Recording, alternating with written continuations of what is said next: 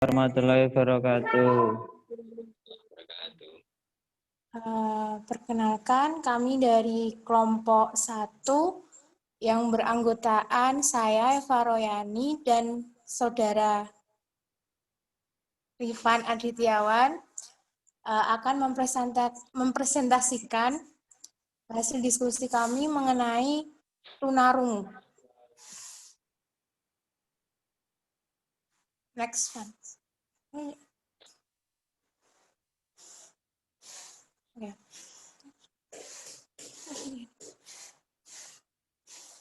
Ini siapa yang geser? Ini yang lainnya kok kameranya di off kan, mana sih? Nggak ada mukanya. Ah, gitu on dong. Mana nih? Bagas Catur sudah itu ngajar ya. Terus Wahyu, Fahna, IKPN, Afriza, Faiz siapa lagi nih? Desta, Novan. Ya langsung mulai aja Mbak. Oke, pada pembelajaran kali ini kita nanti akan membahas mengenai pengertian dari tunarungu, kemudian karakteristik tunarungu, kemudian penyebab dan pencegahannya, klasifikasi tunarungu, dan layanan bimbingan dan asesmen bagi penderita tunarungu. Langsung saja ke pengertian tunarungu. Oke, tunarungu adalah istilah. Sebentar, Pak. Tunarungu adalah istilah yang menunjuk pada kondisi ketidakfungsian organ pendengaran atau telinga seseorang. Kondisi ini menyebabkan orang tersebut mengalami hambatan atau keterbatasan dalam merespon bunyi-bunyi yang ada di sekitarnya. Apakah tunarungu itu sama dengan tuli? Ya, nanti di sini kita akan membahas itu ya. Apakah tunarungu itu tuli atau beda? Kemudian, anak penderita tunarungu yang menunjukkan ketidakfungsian organ pendengaran terkadang menyebabkan memiliki karakteristik yang khas berbeda dengan anak normal pada umumnya. Tentu saja ya teman-teman, namanya juga gimana ya, ada keterbatasan. Jadi dilihat dari karakteristik dari fisiknya saja nanti berbeda dengan anak pada umumnya, seperti itu. Apakah tunarungu sama dengan tunawicara? Pada ngantuk. Ya nanti kita bahas di sini. Apakah tunarungu itu juga tunawicara? Nanti kita akan temuin jawabannya di sini. Oke, next. Kemudian karakteristik dari tunarungu. Sebelum ke karakteristik tunarungu, di daerah saya tuh ada kayak panti asuhan buat tunarungu. Jadi saya melihat dengan jelas anak-anak tunarungu itu yang seperti apa, karena saya setiap pergi ke utara itu melewati itu gitu loh. Jadi dari fisiknya saja, ciri-cirinya itu mereka Sebentar. itu Mbak, rumahmu mana berarti? Dekat Sanden, dengan Pak. tunarungu. Hah? Sanden, Bantul? Sanden. Mana itu?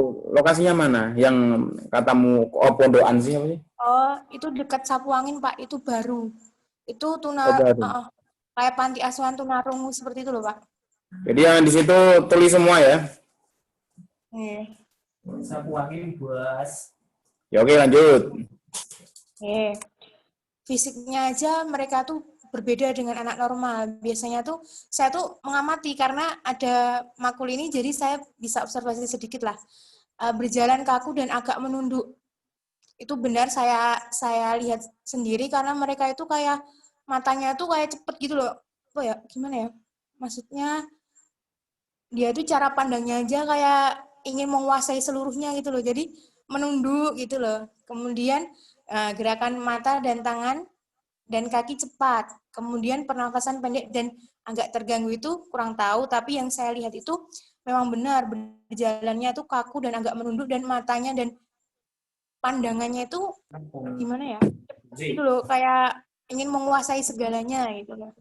Kemudian yang menguasai segalanya itu kan beda ya, Pak. Kalau anak normal kan ya mandang biasa, tapi kalau anak tunarungu tuh saya lihat itu gimana ya?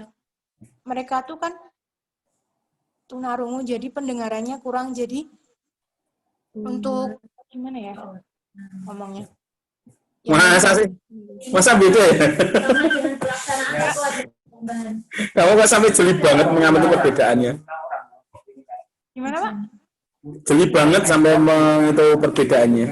Saya jeli karena saya tuh sering lucu aja kan itu di Bangjo ya Pak. Biasanya kan anak itu kan cari perhatian gitu loh. Dulu Ya, pas saya mau ke PPL itu dia tuh malah mainan kambing yang orang jualan kambing itu loh. Dan saya juga tertarik kan ini. Tak kira itu apa? Ternyata ini panti asuhan tunarungu. Ternyata anak-anak tunarungu itu seperti ini. Gitu. Jadi saya oh ya ya ya, jalan lihat gitu loh. oh, ya ya ya. Bahasa dan bicaranya dari fase motorik itu tidak teratur. Kemudian masa meraban atau babbling dan fase penyesuaian. Kemudian yang dimaksud dengan di sini itu fase motoriknya tentu saja mereka tidak berkembang sesuai dengan apa yang diinginkan kan ya. Terus dari intelijensi sangat jelas sekali. Pertama, mereka dianggap sama dengan anak normal, tapi ada yang sebagian anak tunarungu tuh kan beda-beda, nanti kita pelajari klasifikasi tunarungu dilihat dari intelijennya nanti ya.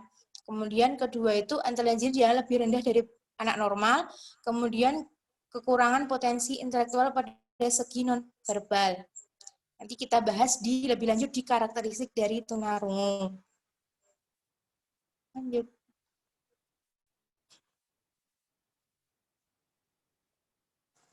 Kemudian karakteristik yang dilihat dari emosinya, tentu saja ya, sikap egosentris lebih besar dari anak normal. Kemudian perasaan takut akan hidup. Kemudian sikap ketergantungan dengan orang lain. Perhatian sukar dialihkan. Kurang dalam bidang fantasi. Sifat yang polos dan sederhana. Mudah marah dan cepat tersinggung. Kurang dalam konsep relasi dan hubungan. Tentu saja dengan keterbatasan yang dimiliki mereka itu sangat mengganggu emosi mereka. Itu tadi kan mudah marah dan cepat tersinggung. Tidak hanya tunarungu, tuna lainnya juga mudah tersinggung karena saya dulu teman saya itu tuna wicara nggak bisa maksudnya nggak bisa berbicara, itu emosinya sangat mudah marah. Kalau misal yang diajak ngomong tidak paham itu langsung ngamuk gitu loh. Kemudian dari sosial saja bisa dilihat karakteristik anak tunarungu itu sulit untuk mencapai kematangan sosial, kemudian sikap curiga terhadap lingkungan, kemudian merasa tidak aman dan tertutup, kurang percaya diri, menafsirkan sesuatu secara negatif, perasaan rendah diri dan merasa disingkirkan, kemudian kurang mampu mengontrol diri, cenderung mementingkan diri sendiri. Karena anak tunarungu ini kan tadi kan sifat emosinya egosentris. Jadi mereka itu egoisnya tinggi karena untuk berkomunikasi dengan orang lain aja kan ada keterbatasan. Jadi ya dia menganggap dirinya itu lebih tahu dari semuanya. Jadi ya kurang mengontrol dirinya, mudah marah, mudah mengamuk, dan lain sebagainya. Next.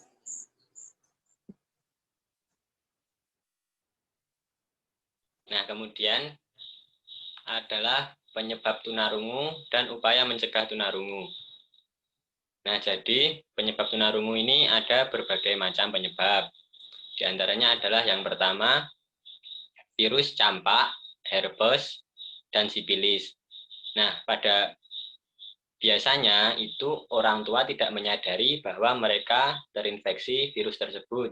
Kemudian melahirkan dan menyebabkan ketulian pada anaknya.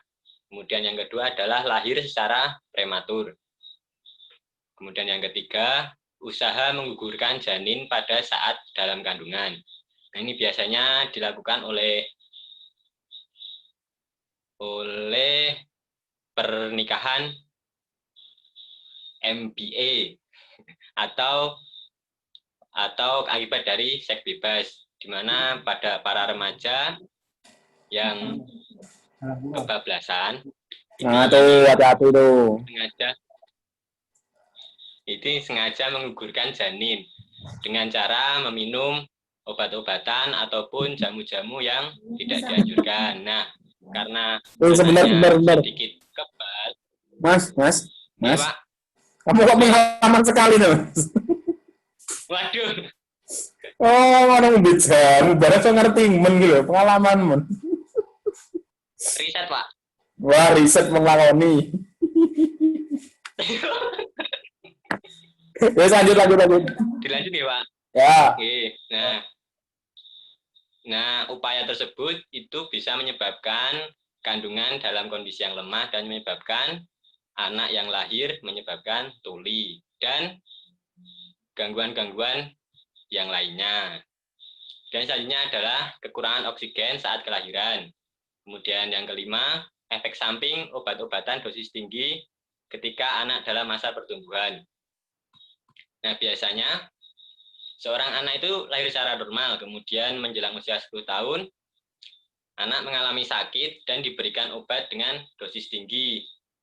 Nah, karena ketinggian dosis kemudian menyebabkan ketulian ataupun efek samping dari obat dosis tinggi tersebut. Kemudian yang keenam, ibu mengandung dengan keadaan terkena suatu penyakit, seperti virus-virus yang sebelumnya ataupun penyakit-penyakit yang lain, seperti tipes ataupun demam tinggi. Kemudian yang ketujuh, faktor genetik atau faktor keturunan. Dan yang kedelapan adalah anak terlahir dengan disedot, vakum, atau sesar. Dan yang selanjutnya adalah pencegahan terjadinya tunarungu. Ini terdiri dari 4 langkah, yaitu pranikah, pranatal, natal, dan postnatal.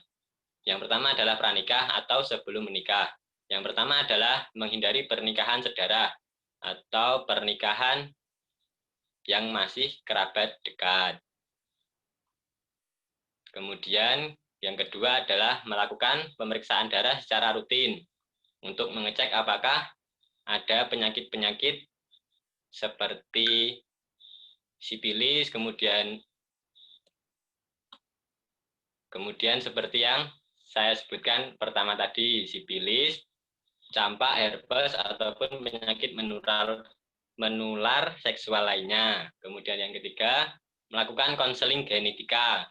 Ini bisa dilakukan apabila orang tua memiliki penyakit-penyakit menular dan kemudian ingin mempunyai keturunan, maka harus dengan konseling terlebih dahulu agar anak dapat lahir secara normal. Kemudian adalah proses saat kehamilan atau pranatal.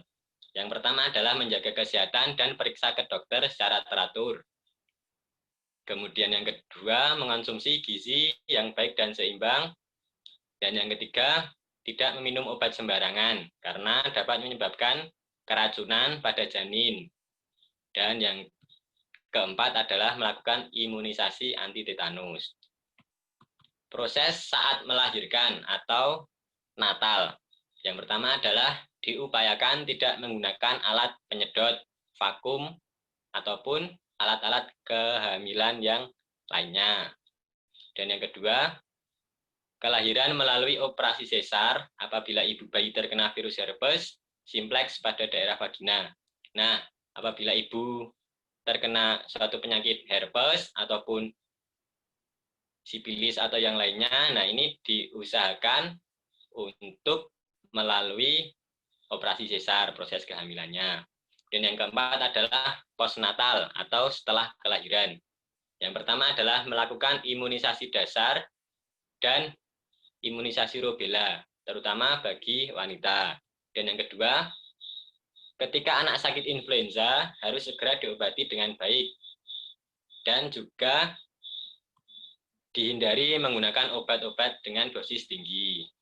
Dan yang terakhir adalah menjaga telinga dari kebisingan, seperti menggunakan pelindung telinga bagi para pekerja di pabrik. Ini untuk untuk anak-anak yang sudah untuk para pekerja atau untuk kita. Dan hasilnya adalah klasifikasi tunarungu.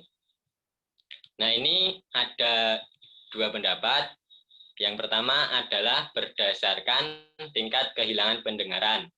Yang pertama adalah mild loss, yaitu kehilangan kemampuan mendengar antara 20 sampai 30 desibel. Kemudian yang kedua adalah marginal loss. Nah, ini kehilangan kemampuan mendengar sekitar 30 sampai 40 desibel. Kemudian yang ketiga adalah moderate losses, yaitu kemampuan mendengar antara 40 sampai 60 desibel. Kemudian severe losses itu kemampuan mendengar, kehilangan kemampuan mendengar antara 60 sampai 70 desibel. Dan yang kelima adalah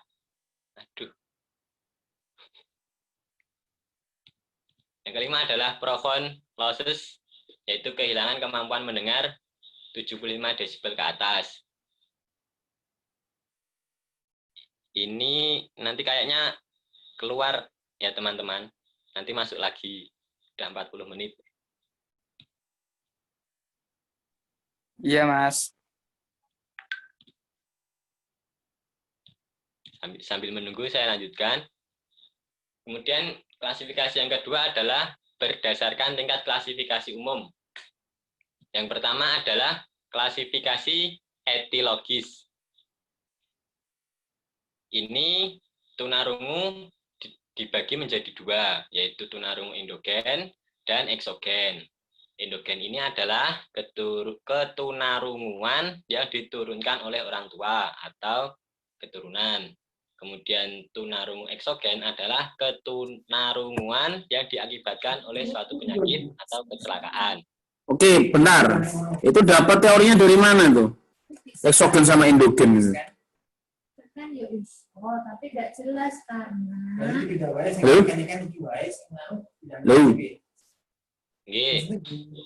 Dapat teori dari mana? Eksogen sama endogen? Dari buku pendidikan anak tunarungu untuk sekolah guru pendidikan luar biasa. Terbitannya siapa? Dikbud tahun 1977. Tahun berapa? 1977. 1977. Astagfirullah. Ini tahun berapa, Mas?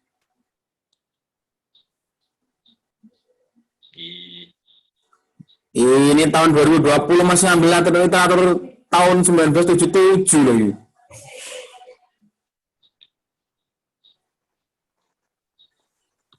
Ya, nggak apa-apa, lanjutkan saja. Kemudian yang kedua, klasifikasi anatomis psikologis. Nah, ini dibagi menjadi tunarungu hantaran atau konduksi dan tunarungu syarat atau perspektif. Tunarungu hantaran atau konduksi yaitu ketunarunguan yang disebabkan oleh kerusakan atau tidak berfungsinya alat penghantar gerakan pada telinga bagian bawah. Kemudian tunarungu syaraf itu adalah ketunarunguan sebagai akibat dari kerusakan atau tidak berfungsinya alat pendengaran telinga bagian dalam. Kemudian yang ketiga adalah klasifikasi menurut nada yang tak dapat didengar. Ini ada nada tunarungu nada rendah, nada tinggi, dan tunarungu total.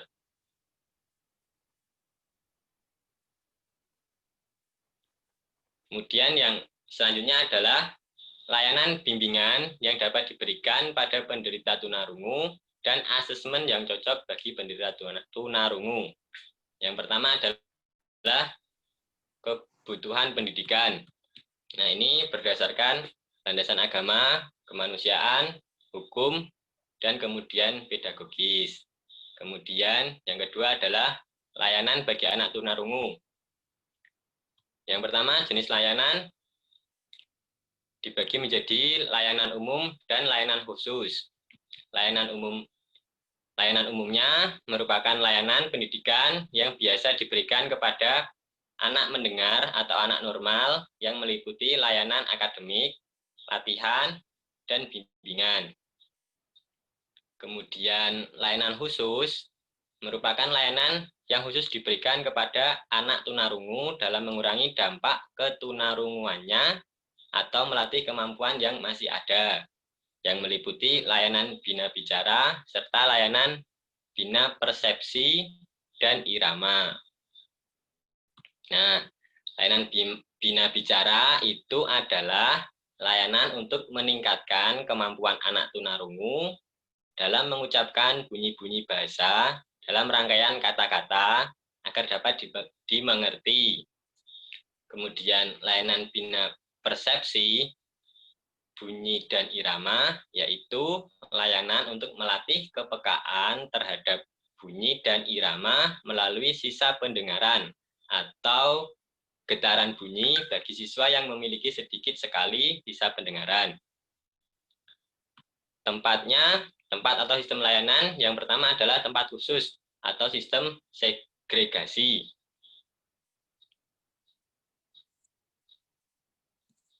Yaitu sistem pendidikan segresi adalah sistem pendidikan yang terpisah dari sistem pendidikan anak normal. Pendidikan anak tunarungu melalui sistem segregasi maksudnya adalah penyelenggaraan pendidikan tersebut dilaksanakan di tempat khusus dan terpisah dari penyelenggaraan pendidikan untuk anak normal dengan memiliki kurikulum sendiri, seperti sekolah khusus.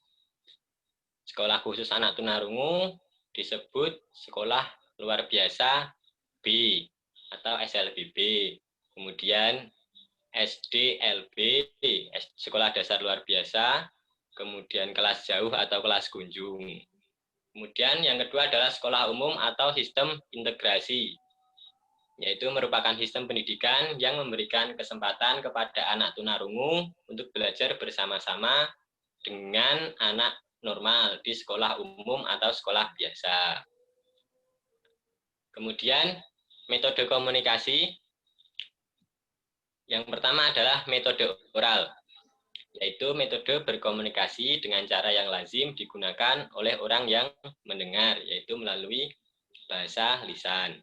Kemudian yang kedua adalah metode membaca ujaran, yaitu anak tunarungu itu mengalami kesulitan untuk menyimak pembicaraan melalui pendengarannya. Jadi, oleh karena itu, ia dapat memanfaatkan penglihatannya untuk memahami pembicaraan orang melalui gerak bibir dan mimik muka pembicara atau lawan bicara. Kemudian yang ketiga adalah metode manual atau menggunakan bahasa isyarat atau ejaan jari. Dan yang keempat adalah komunikasi total. Dengan ini anak tunarungu memiliki kesempatan mengembangkan setiap sisa pendengarannya dengan alat bantu dengar atau sistem terpercaya untuk membesar kemampuan mendengar seperti menggunakan alat bantu dengar, headset ataupun yang lain sebagainya. Oke, Selanjutnya, strategi dan media pembelajaran yang digunakan untuk pendidikan tunarungu. Strategi pembelajarannya sendiri, di sini ada strategi individualisasi, merupakan strategi pembelajaran dengan mempergunakan suatu program yang disesuaikan dengan perbedaan individu, baik karakteristik, kebutuhan maupun kemampuan secara perorangan. Jadi strategi ini diperuntukkan untuk masing-masing individu, karena individu siswa tunarungu kan memiliki karakteristik yang berbeda-beda. Jadi setiap individu itu mempunyai penanganan dan strategi tersendiri. Kemudian yang kedua itu strategi kooperatif. Ini merupakan strategi pembelajaran yang menekankan unsur gotong royong atau saling membantu satu sama lain dalam mencapai tujuan pembelajaran. Jadi di sini strategi ini digunakan untuk kooperatif, jadi kayak kelompok seperti itu. Kemudian Yang ketiga itu strategi modifikasi perilaku. Itu strategi yang bertujuan untuk mengubah perilaku siswa ke arah yang lebih positif melalui conditioning atau pengkondisian dan membantunya anak berpikir sehingga menjadi individu yang mandiri. Contohnya saja modifikasi perilaku seperti yang di daerah saya itu kayak itu kan setahu saya itu ada gurunya dan di sana itu diajari berbagai macam keterampilan, ada yang karena itu agama, ada yang diajari azan, kemudian diajari berbagai macam kegiatan dan keterampilan yang berhubungan dengan keagamaan. Kemudian media pembelajarannya sangat berbeda dengan media pembelajaran pada anak normal. Media yang digunakan pembelajaran bagi anak tunarungu lebih menekankan pada media yang bersifat visual. Karena kan secara audionya mereka tidak bisa itu karena maka memaksimalkan visualnya. Bagi anak tunarungu yang tergolong kurang dengar, tadi kan sama Mas Rifan sudah dijelaskan klasifikasinya tadi. Dapat digunakan pula media audio atau visual yang kurang dengar, mungkin bisa digunakan sedikit audio dan audio visualnya. Kemudian tetapi keterserapan unsur audionya terbatas karena mereka memang keterbatasannya audionya itu. Kemudian anak-anak memiliki keterbatasan dalam berbicara dan mendengar. Maka di awal tadi kan saya mengatakan apakah tunarungu itu pasti tunawicara? Tentu, tapi biasanya orang tunarungu itu juga bicara karena dilihat dari keterbatasan dalam berbicara dan mendengar, biasanya saling berkaitan. Kemudian media visual menerangkan dengan bahasa bibir, gerak-gerak bibir. Media pembelajaran yang dapat digunakan tunarungu dalam sebuah makalah yang media pembelajaran bina komunikasi persepsi bunyi dan irama BKPBI adalah sebagai berikut. Dengan media simulasi visual itu ada berbagai macam langkah-langkah, ada cermin artikulasi, kemudian benda asli ruang, gambar lepas, gambar kolektif, kias kata, dan sebagainya. Kemudian media simulasi auditoris itu ada scanner, alat musik, tape recorder, berbagai sumber suara lainnya, seperti suara alam, suara binatang, suara yang dibuat manusia, tertawa, batuk, dan sebagainya.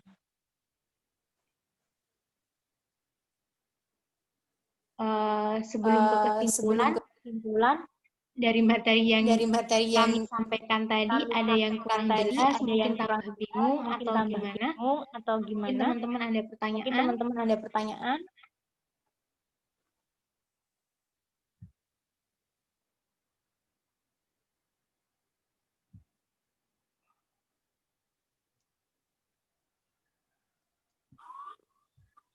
Belum, Mbak. Mbak Rusti udah masuk belum? Udah.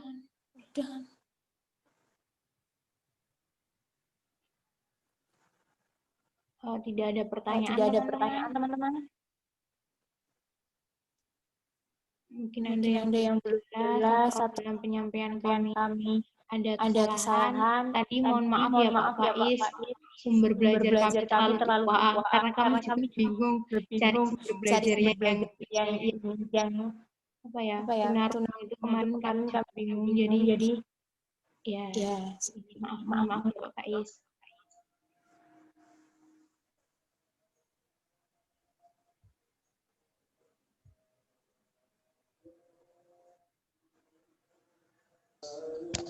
Saya ingin bertanya, tapi masih terdengar azan nggak? Oh, ini adanya udah nih. Bentar ya. Oh ya, sebentar. Dulu azan, maaf.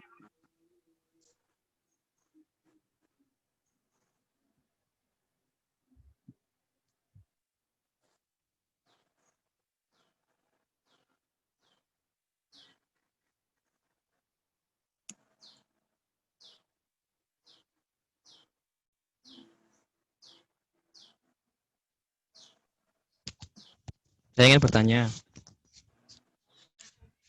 Ya, Mas Novan atau siapa ini? Ya, Novan. Mas Novan. Beberapa teori yang saya dengar tuh yang seperti apabila seseorang anak itu bisu, bisa atau tuli? Ya, tunawicara, maka dia tidak tuli. Tetapi ketika dia tuli, maka anak itu bisu itu benar atau tidak? Itu benar atau tidak? Itu pertanyaan pendapat ya Pak. Pan.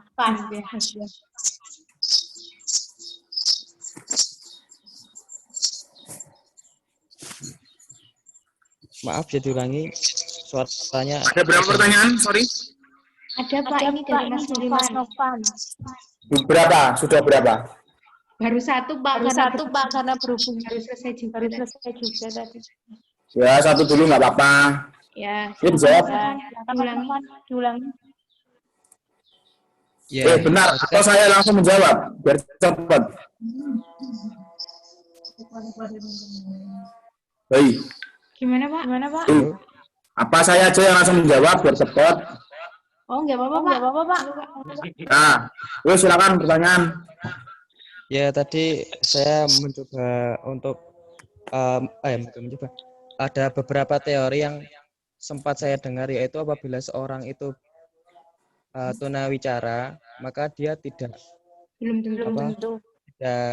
tuli. Tetapi apabila dia tuli, maka anak itu dikatakan bisu. Itu benar atau tidak, Pak?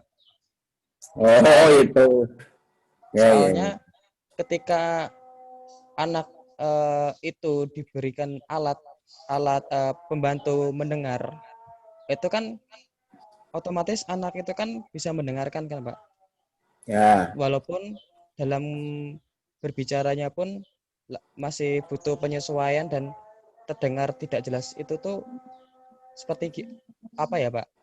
Maksudnya apa yang mempengaruhi? Kamu yang mana sih, Mas? Gimana, Pak? Enggak nampak. Mukamu yang mana? Ditampakkan dong. Ya, Pak. Ini, nah, kan bagusnya kan ketok. Apakah ini apa meh bal-balan, Mas? Iya, Pak. Ya enggak, Pak. Cuman masih menunggu aja kan, masih jam 3. Ya. Apakah itu mempengaruhi, Pak? Ini, Mas. Yang tadi alatnya tadi itu, Pak.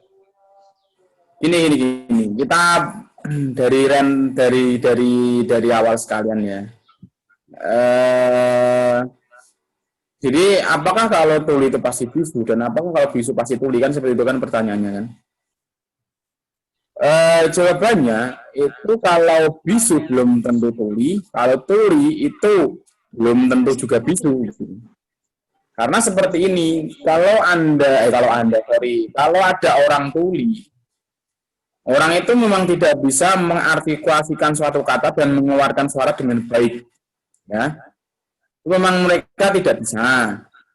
Karena apa? Karena jika pendengarannya hilang, maka untuk mengakses suara, untuk belajar berbicara, itu kan ya mereka juga tidak bisa.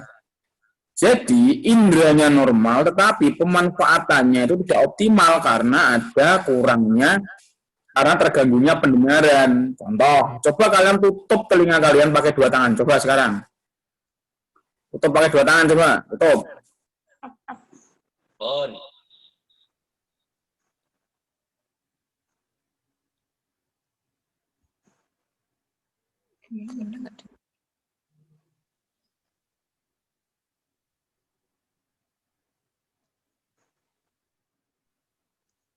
Ya, Pak.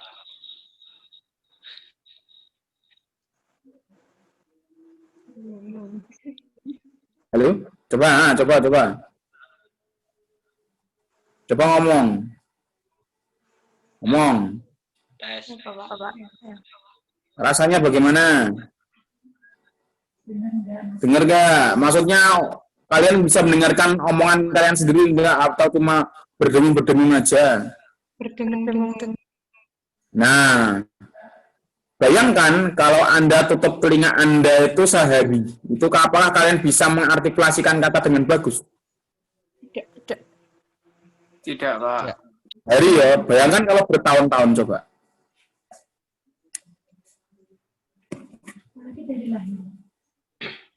Nah, seperti itu kasusnya, apalagi dari lahir. Itu adalah pembuktian sederhana sih sebenarnya. Jadi kalau tuli, itu pasti dia mengalami gangguan untuk berkomunikasi menggunakan suara, karena dia tidak pernah mendengarkan suara. Tapi untuk yang bisu, itu belum tentu tuli, gitu. Karena kalau bisu itu yang rusak cuma indera pengecapan, tapi kalau pendengarannya masih normal, seperti itu. Nah, terus saya juga menjawab yang, Pak, menggunakan alat itu apakah efektif atau tidak? Bisa dikatakan efektif dan bisa dikatakan tidak. Bisa dikatakan efektif dan bisa dikatakan tidak. Efektif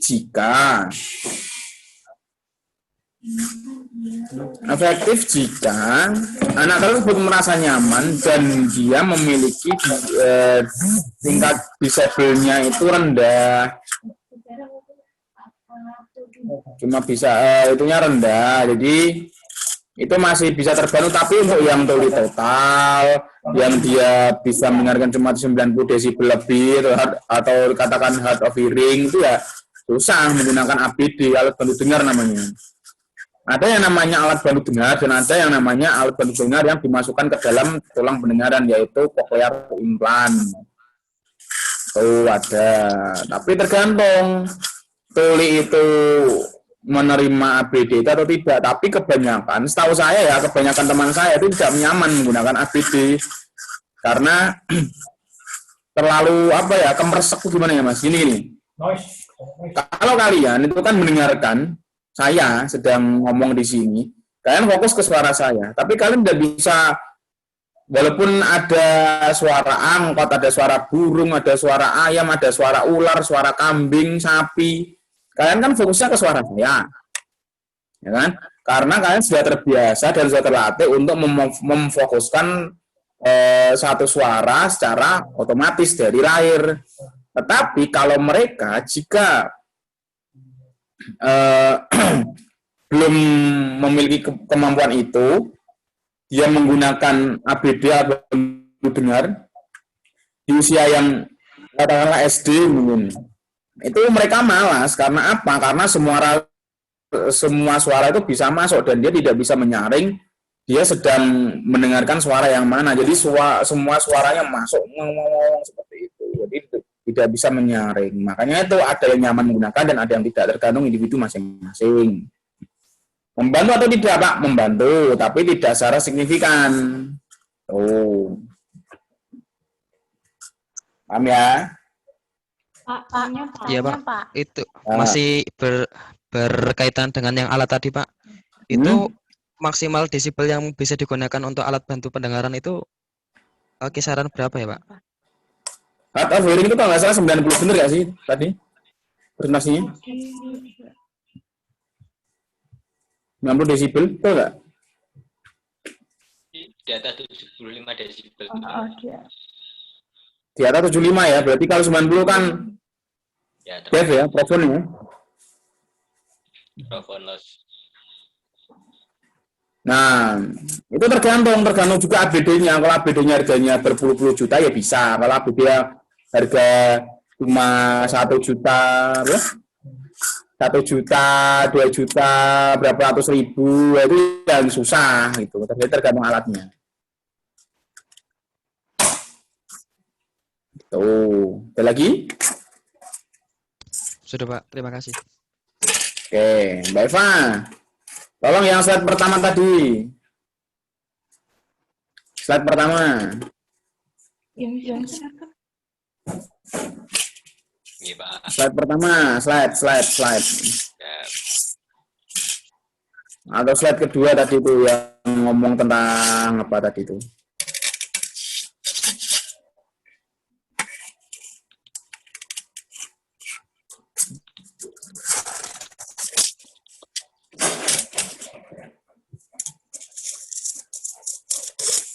Itu Drive iku nganggo up.ac.id.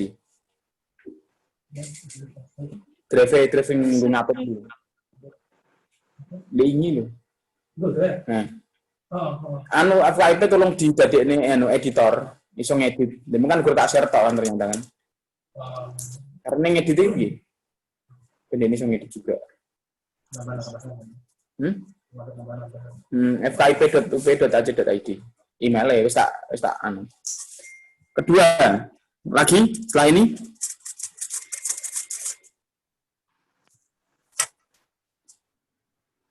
oke, tunarungu. Lagi?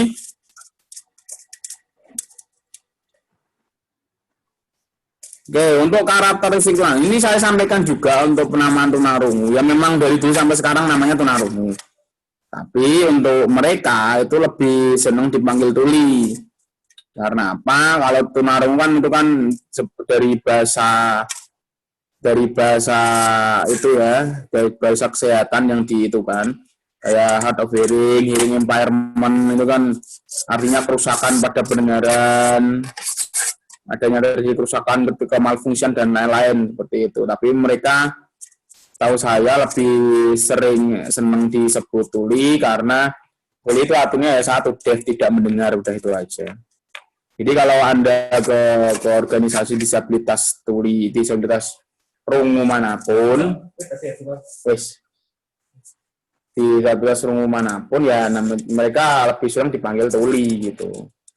Nah, untuk yang karakteristik fisik, nih berjalan kaku, agak menunduk, menggerakkan mata, tangan dan kaki dengan cepat, pernapasan pendek dan agak terganggu, itu ya mungkin teori tahun 77 sih ya, jadinya tidak sesuai dengan realitas yang ada. Jadi apa sih karakteristik tunarungu dari segi fisik? Karena dari segi fisik ya nggak ada. Mereka sama seperti kita, bedanya cuma tidak mendengar, udah itu aja. Jadi kalau berjalan kaku dan agak tengah-tengah dan lain-lain itu sudah suatu teori yang dipaksakan sebenarnya.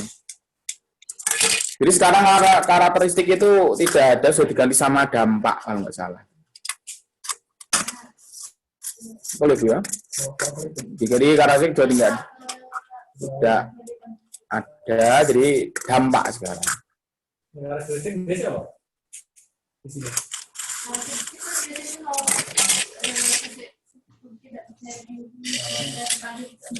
Nah, aneh, dipanggil tidak mendengar ya.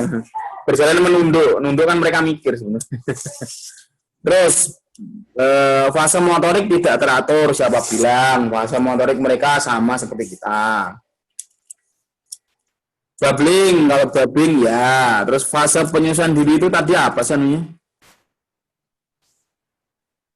Ya kalau bahasa dari bicara ya mereka lebih menggunakan bahasa isyarat atau menggunakan oral, tapi mereka lebih enak dan lebih bisa mendapatkan informasi itu menggunakan bahasa isyarat untuk komunikasi. Tapi untuk tulisan tetap menggunakan bahasa tulis, ya kan? Ininya bahasa tulis iya, bahasa isyarat juga iya. Terus kalau intelijensi dianggap lebih rendah dari anak normal itu juga sama, karena intelijensi mereka juga sama seperti kita. Jadi kalau bisa dibudik, jadi mereka itu tidak termasuk pada disabilitas intelijensi. Kalau disabilitas intelijensi kan setelah ini kita bahas tuh yang tunagrahita. Ini untuk mereka itu sama, normal sama. Kekurangan potensi intelektual dari segi nonverbal. Kalau dari segi nonverbal itu sangat bagus, tapi kalau dari segi verbal dia nggak bagus.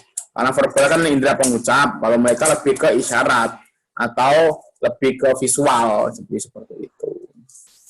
Terus slide selanjutnya.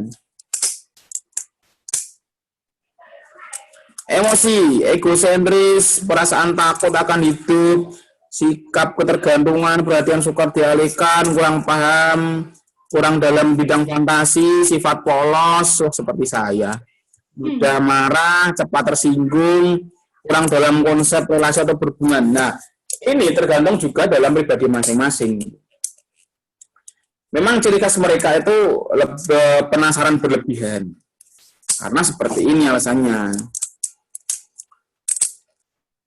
kalian, contohnya gini lah, kalian jika diomongkan di belakang kalian, kalian akan merasa tidak nyaman, bukan? Mudah curiga. Kalian kan curiga kalau ada ngomong di belakang kalian dengan bisik-bisik. Kalian curiga nggak? Ya. Nah, bayangkan kalau mereka itu nggak dengar seperti itu, ada orang ngomong, terus kan ya lebih curiga lagi karena dia tidak bisa mendengar, kan seperti itu logikanya. Iya, Pak. Iya, bayangkan Anda lah dibicarakan. Kamu merasa dibicarakan, tapi dia tidak membicarakanmu, tapi kan kamu merasa tidak nyaman kan? Yes. Jadi emosi tidak mood kalau cewek biasanya itu. Nah, sama mereka juga seperti itu. Terus sulit mencapai kematangan sosial, enggak juga. Sikap curiga terhadap lingkungan, ya curiga karena tadi merasa tidak aman dan tertutup. Kurang percaya diri tergantung individu juga. Menafsirkan suatu cara negatif tergantung individu juga. Rasa menggak diri dan mudah merasa disingkirkan itu juga tergantung diri sendiri juga. Kurang mampu mengontrol diri tergantung diri sendiri juga. Cenderung mementingkan diri sendiri. Dengan Anda itu sama. Mereka mempunyai karakteristik dengan emosi dan yang sosial dengan sama. Bedanya tergantung individu masing-masing. Anda juga bisa ada yang sulit mencapai kematangan sosial juga ada. Selalu curiga dengan temannya juga ada, selalu curiga pada pacar juga ada, sikap ketergantungan pada orang lain juga ada. Ini sebenarnya karakteristiknya sama, emosi sosial ini sama. Seperti itu. Jadi ini tidak terbukti teorinya. Next. Penyebab. Ini saya setuju. Tidak apa-apa, lebih setuju lagi itu yang tadi itu loh, yang minum jamu, minum apa itu berpengalaman sekali itu Mas, siapa tadi itu? Lagi Pak. Nah itu terlalu mendalam, pengguguran lah, minum jamu lah, minum nanas atau apa itu nggak tahu. Itu pengalaman sekali. Nah ini virusnya virus campak, benar, herpes dan sipilis. Nah herpes ini bukan herpes yang kalian melontong-melontong itu, bukan. Herpesnya itu lebih ke herpes genital, jadi herpes yang ada di dalam rahim. Bisa bayangkan? Kalian pikirannya jangan kotor ya. Jadi di dalam namanya apa ya? Campak Jerman enggak? Enggak sih, campak Jerman boleh. Enggak. Kayaknya di dalam jalan lahir, jalan lahir itu sudah akademis sekali ya. Dalam jalan lahir itu terdapat infeksi herpes. Nah, itu yang bisa menyebabkan kedisabilitasan kepada pada anak. Sipilis juga, karena sipilis itu di dalam organ genitalnya itu terdapat virus. Nah, jika sperma ditembakkan di dalam ovarium, nah, itu kan di situ akan ada virus-virus yang menyertai, yang membuat perkembangan zigot, embrio itu tidak sesuai dengan biasanya. Itu usaha menggugurkan ya sudah, lahir prematur ya, kekurangan oksigen pasti, efek samping obat-obatan tinggi karena anak dalam masa pertumbuhan ya itu bisa juga. Ibu mengandung dengan keadaan terkena suatu penyakit, lah kalau penyakitnya penyakit hati mah nggak apa-apa. Penyakitnya apa dulu? Kalau penyakit yang seperti yang benar-benar tadi itu campak, herpes, sipilis itu bisa, tapi kalau penyakit cuma batuk, pilek mah nggak masalah. Genetik oke. Anak yang terlahir dengan disedot, maksudnya anak disedot apanya disedot anak itu? Menggunakan vakum. Vakum, Mbak. Apa sih namanya? Nah, ini ada sedot, ada vakum, maksudnya apa? Gimana? Kalau disedot kasihan, Mbak. Masa bayi disedot? Bukan itu Kak. Biasanya kan ada Kak yang keluarnya susah. Terus? Apaan? Hah? Gimana? Aku nggak tahu juga, Pak. Menggunakan alat bantu, Pak. Alat bantunya namanya vakum, kok disedot. Ya. Gini, Mbak, Mas, vakum itu karena terlalu beresiko dan menyebabkan kepala bayi lonjong, Itu sekarang sudah tidak digunakan lagi. Kalau ada sesuatu yang penghambat kelahiran, sekarang langsung sesar, udah nggak usum, nggak vakum. Halo. Ya. Nah, vakum udah nggak usum karena kalau beresiko. Sekarang pakainya sesar. Kalau sesar itu tidak beresiko, menyebabkan anak disabilitas. Karena dia keluar itu tanpa hambatan, tanpa apapun, jadi langsung dibelek aja lewat perut ibu itu, langsung dikeluarkan. Jadi malah tidak ada resiko gitu. Resikonya ibunya itu sembuhnya lama. Itu aja. Jadi untuk teori vakum sekarang udah nggak berlaku ya. Nah, pencegahan yang terjadi sebelum nikah menghindari pernikahan saudara, waduh ngeri. Pemeriksaan darah, ya benar sebelum nikah kalian silakan ke Prodio, itu ada virus atau penyakit yang di dalam darah kalian enggak? Kalau ada silakan diberobat dulu. Nah, setelah sembuh baru kalian nikah. Oh, ngelak masih gitu. Ini masuk. Nah, terus proses kehamilan menjaga itu pastilah gizi terbaik, teliti minum obat, melakukan imunisasi anti tetanus. Ya seharusnya tetanus juga nggak perlu juga sih, tapi ya nggak apa-apa sebelum nikah itu. Tetanus itu sebelum kehamilan, bukan proses kehamilan. Salah kamu. Ya, masnya tadi Mbak, bukan kamu Mbak. Yang saya salahkan Mas siapa tadi? Mas Evan tadi itu. Nggih, Pak. Nah, kamu yang salah. Dalam masa kehamilan tuh, Pak. Ya, proses kehamilan, prenatal. Nah, terus yang proses natal diupayakan tidak menggunakan alat penyedot. Ini penyedot meneh, kira vakum cleaner.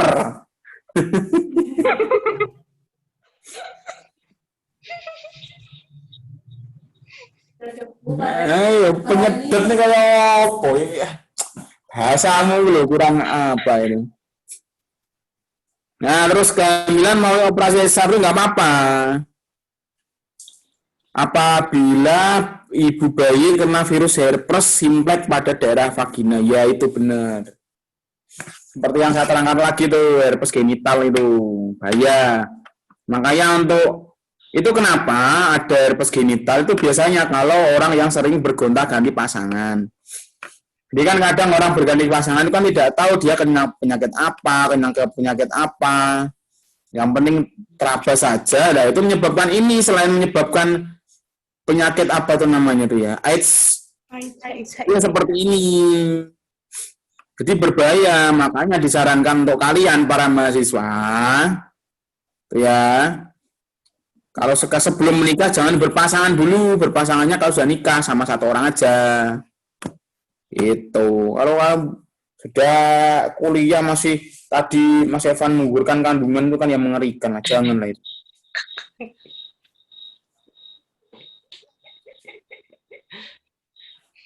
Oke gitu ya.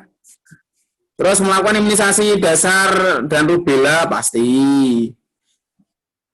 Ketika anak sakit influenza harus segera diobati dengan baik. Ya kena flu ya pasti diobati lah. Menjaga telinga dari kebisingan, aman-aman aja. Telinga dari kebisingan ya pakai headset aja biar nggak ke ituan. Jadi bukan istilah menjaga telinga dari kebisingan. Jadi ya pokoknya jangan, kalau bayi jangan didengarkan suara keras langsung di telinga. Kalau pakai headset volume penuh ya jangan. Kan karena gendang telinganya masih lemah sehingga ya suaranya yang wajar-wajar aja, ya nggak apa-apa sebenarnya. Lanjut Mas. Ayo, lanjut. Oh, sudah selesai. Oh, klasifikasi tadi yang apa tadi itu, Mas? Eksogen sama endogen itu saya baru tahu. Yang sumber maaf ya, Pak. Ya, nggak apa-apa. Milus, marginal. Next, ada desibel-desibelnya nggak? Nggak ada, Pak. Enggak. Ya, bagusnya itu diberikan ya desibel. Tadi itu yang di atas 90 itu kan sudah deaf atau profound yang tidak bisa mendengar apapun. Itu kriterianya. Pokoknya yang normal itu 20 desibel ya, Bu ya? 20 sampai 40 ya? 20 desibel. Di bawah ya? Oke, itu yang normal. Di bawah 20. 20 Mas, masuk juga 20. 20 ke bawah, Pak. 20 ke bawah, oh ya. Semakin ke 20 sampai bawah 30. Anda memiliki pendengaran ultrasonik ya. Kalau 1 desibel aja kedengeran, berarti kalian keren berarti. Ya 20, Pak, ya 20. Seperti semut. Seperti semut itu bisa itu. Terus ada berdasarkan tingkat klasifikasi, etiologis, anatomis, fisiologis, menurut nada yang tidak dapat didengar. Gak ada semua itu, sudah berkembang teorinya. Next. Layanan bimbingan yang dapat diberikan pada anak, jangan penderita lah Mas, mereka kan disabilitas Mas. Kemarin sudah saya jelaskan kan antara disabilitas dengan antara disabilitas anak luar biasa dengan ALB kan, anak berkebutuhan khusus kan. Ya sekarang gunakan yang nomenklatur disabilitas saja, jangan menggunakan penderita tunarungu. Kalau tunarungu ya disabilitas rungu, udah gitu aja kan lebih enak. Kebutuhan pendidikan, landasan keagamaan pasti, kemanusiaan ya, pedagogis pasti. Layanan pada anak tunarungu, jenis layanan ada bina wicara, ada BKPBI, bina persepsi, bina komunikasi, persepsi bunyi dan irama. Itu digunakan agar tuli itu memanfaatkan sisa pendengaran yang ada untuk bekal kehidupan sehari-hari, seperti membedakan ini suara klakson bis, suara klakson motor, soalnya kan suara klakson motor dengan suara klakson bis kan beda. Jadi untuk jaga-jaga aja, kalau di klakson dari belakang ping gitu kan. Oh ini motor, baru ping, itu kan mobil atau bis. Nah, itu. Jadi dia bisa menyinyir seperti itu. Terus tempat atau sistem layanan tadi, terus metode komunikasi. Metode komunikasi mereka itu menggunakan bahasa isyarat. Dah tadi. Strategi yang media pembelajaran itu difokuskan pada pembelajaran bersifat visual. Jadi tidak diperdengarkan rekaman atau apa, tidak. Jadi visual yang ada running text-nya atau teks berjalannya. Oke, selanjutnya. Selesai. Habis. Oke, silakan ada yang tanya-tanya lagi, mungkin.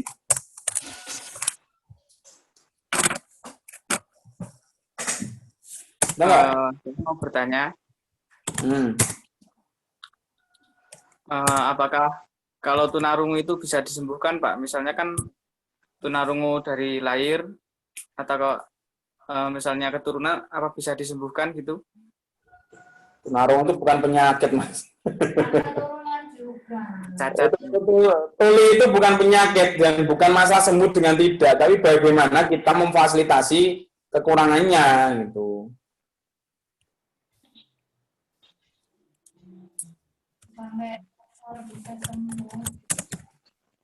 Baik, Pak. Seperti itu.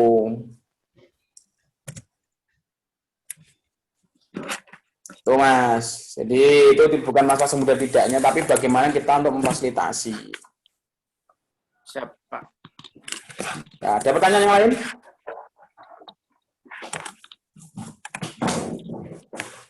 Ada.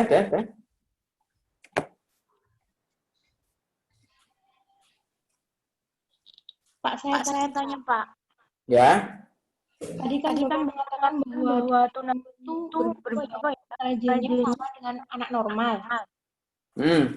Itu kok di tetangga itu kok beda ya, Pak? Bedanya kenapa? Dia itu tunarungu, tunawicara, juga penyerapannya intelijennya di luar di bawah anak normal, dan dia itu usianya lebih tua dari saya. Jadi dia tuh udah gimana ya? Harus gimana ya? Intelijennya tuh harus Oke, ya, saya tahu. atas, Saya tahu. Gimana ya, Pak? Tak kasih reasonnya ya. Oh, reason, aduh. Alasannya, tak kasih alasannya. Alasannya seperti ini. Jika orang mempunyai hambatan komunikasi, maka orang tersebut akan juga mengalami hambatan dalam mengakses suatu ilmu. Contoh, anggap saja orang tadi itu orang asli Jawa, ya, yang dia berkomunikasi dengan orang orang Jawa yang hidup di lingkungan Rusia. Orang Jawa hidup di negara Rusia tanpa bekal komunikasi. Ya kan? Ya dampaknya bagaimana kalau mereka pembelajaran pakai bahasa Rusia, penjelasan pakai bahasa Rusia, walaupun teksnya pakai bahasa Jawa, tetap saja dia akan mengalami kesulitan seperti itu. Jadi sebenarnya itu sama aja. Cuman kan ya memang seperti itu. Itunya. Halangannya itu seperti itu. Bukan dia karena IQ-nya lemah, tidak, tapi karena dampak dari komunikasi yang tidak maksimal. Jadinya dampak. Makanya anak B itu kasihannya seperti itu. Dia dengan brain yang normal, intelijensi yang normal, tetapi dia masih memiliki hambatan, kan seperti itu. Itu Mbak.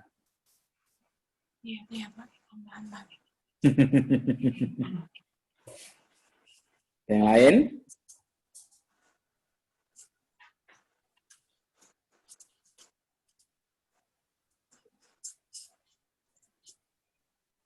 Kalau nggak ada, kita cukupkan saja. Cukup, Pak. Nah, kalau nggak ada, kita cukupkan saja.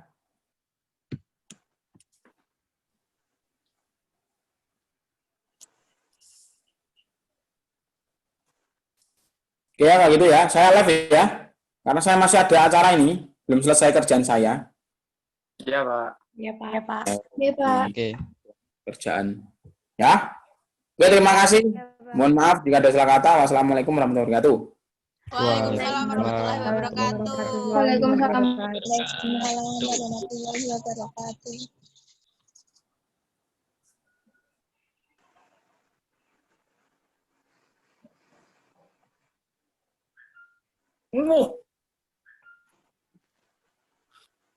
Padang.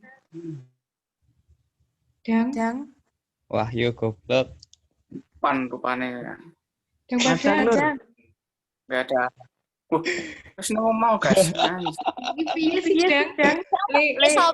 Halo. Dang. Madang, Lur. Yes. Pak.